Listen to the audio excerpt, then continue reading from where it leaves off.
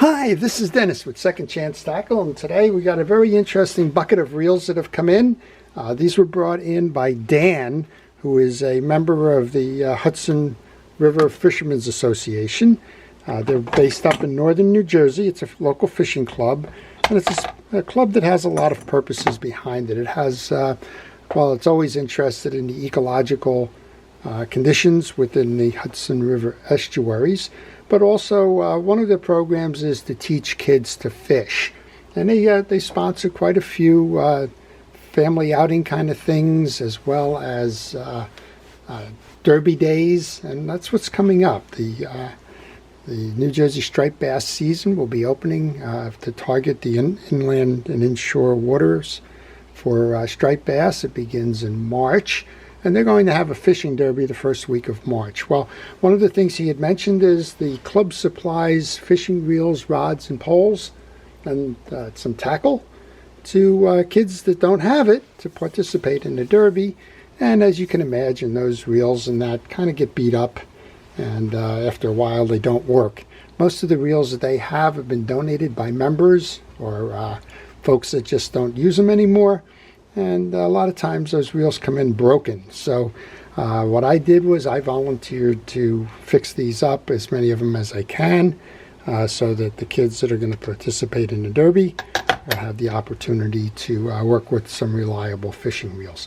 So I thought I would just take you through what an average bunch of reels looks like. We'll talk a little bit about some of them, and well, we'll see where this one goes. But this is just a good deed that is to be done. And I'll try and work on them when I can in between some of the other ones that make it to the videos. Well, to those of you that enjoy watching how to repair fishing reels, learning a little bit about the histories of fishing reels, and well, maybe learning about some of the local efforts of your fishing clubs and what's going on in your scene from an angling perspective. Well, if you like that kind of stuff, I encourage you to subscribe to my channel. And if you do subscribe to my channel, please use the notification button. That notification button will let you know when I'm posting, and you'll be able to watch videos on all kinds of stuff. This is going to be a bucket of lower end reels, I'm certain of it. But you never know. We may find a gem in there, and if we do, we'll do a video on that one as well. So let's get started. There's an old Reliable here. This is the newer version of the older Reliable, I guess. Shakespeare for years made the Shakespeare Alpha. We may even find some in this bucket. Actually, this one laying right next to us as I say that. The Tiger, it was a reel that was sold in a combination, and we've got a problem with this one. The handle isn't working, which says the main gear isn't working, which means that something has gone amiss in here. So we're going to see. One of the beauties of this is if there's enough of these around, we can always do the takes two to make one kind of a thing. Well, there's something going on here because nothing, absolutely nothing is going on with this reel. The drag isn't tight. Doesn't seem to be a main gear in there. Check it. We'll see. All right, so we will be doing a whole series on these lower end reels. There's nothing wrong with them. These are typically sold as a combination with a rod and a reel under the Tiger. And the thing is based for general use. They're usually in the 50 size, 40 and 50 size, which is your most versatile of all of your reels. You can go inland, you can go inshore, you can go offshore, you can surf fish, you can fish from a boat and a pier. That's what the 40s and the 50s are all about. And the Shakespeare Tiger was a nice, I call them cabin reels. It's a nice rod and reel to leave on a pole when somebody comes up to visit, or if you're just going up there periodically and just want one as a standby to go fishing with. These make excellent value-priced entries into the marketplace. So that's a Tiger. And then we've got the Alpha here. This is the Alpha, is a 40. The Alpha's been around a long time, almost as long as Shakespeare's been making spinning reels. And I believe that goes back to the 1960s. This is a more updated version. Looks like what's broken here is the adjuster button. Well, I got a box of buttons. That one doesn't seem to fit from that one. But if that's all that's wrong with this one, yeah, it seems to crank. It looks like we have an anti-reverse. We'll figure that one out and get that button in the way. Here's an older Shakespeare. Maybe I got a whole bucket of Shakespeares here. I'm not quite sure. This is a Sigma. This goes back a little bit further. It's a 60 size, which means it's larger.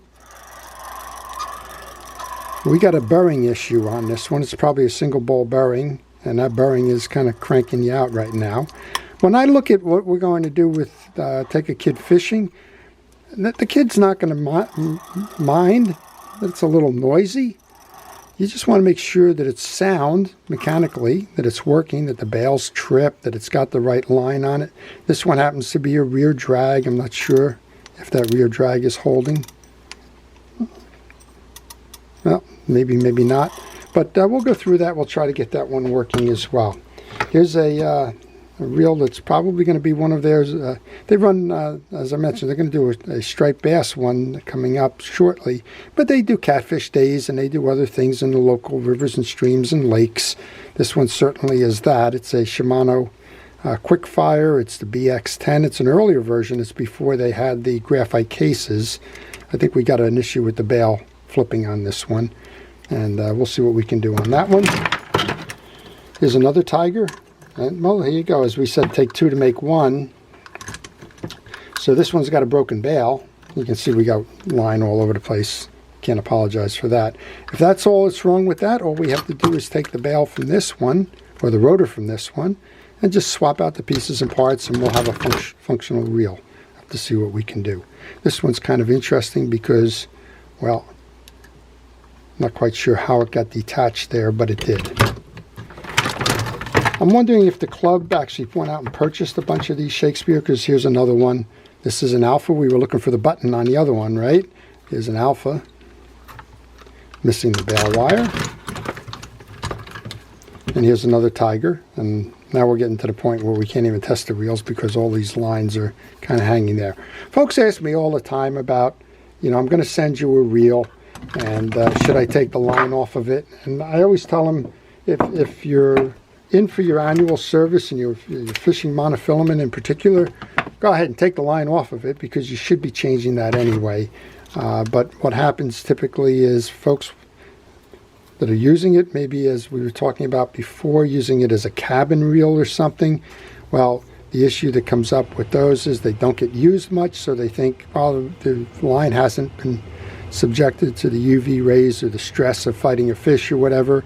I've only used it 6 or 7 or 8 or 10 times over the course of the last season, and they just think that it's okay to keep using it. Well, that sort of like changing the batteries in your smoke detectors. Oh, I think it was last year, maybe it was the year before, and before you know that, well, it's been several years and they really should have been changed. Here's something that I don't understand. We've got a frozen handle. Don't know how that happened, but we'll try and figure that one out. But so it looks like we got a big bucket of Alphas. Here's one with the broken reel seat. I probably got dropped somewhere. Here's another one without the bail. So I think what we're going to have here is just a lot of merge activity. I don't know what, I think if this is indicative of what goes on with Shakespeare Alphas and Tigers, looks like the bail seems to be the issue. But again, we know a little bit more about that, don't we? We know that it's targeted at kids that are learning for the first time. They get excited, they hook a fish, and next thing you know, they drop the pole, and, well, that beats up the bail or whatever. Here's a rotor without a spool. That one will certainly get a second chance. Here's another one with an issue. Same thing here. So we got a whole bucket of Alphas. I didn't think that was going to be the case, but it is. That's okay. We got a bail here that probably fell off of something somewhere. We'll figure it out. But if you're interested in that, I promise I'll do at least one of these where we can take an Alpha or a Tiger apart, and we'll kind of show you how the reel is set up, and how to service it, and how to get it out there fishing again. We hope to put a lot of smiles onto the faces of kids. That's why I volunteered to take these projects on as a kind of a donation to the club, and we'll see how we can make the best out of all of these. So I hope you'll stick around to watch those videos. I appreciate you watching the preview to this one, and to everybody that's a first responder, essential personnel, thank you for everything it is that you do to keep us safe. And to everyone, take a kid fishing. That's what this episode is about. It's about getting some tackle out there to the kids that don't have it, to show them how to enjoy fishing as a sport, as a hobby, and as a kind of a way to make friends. And we're going to do our best here to just promote promote that through that club, Hudson River Fishermen's Association up in North Jersey. And we're going to see how many of these we can put on poles to put smiles on kids' faces. So I hope you've enjoyed that all. I wish you all a great day and best luck fishing. This is Dennis with Second Chance Tackle. Have a great day.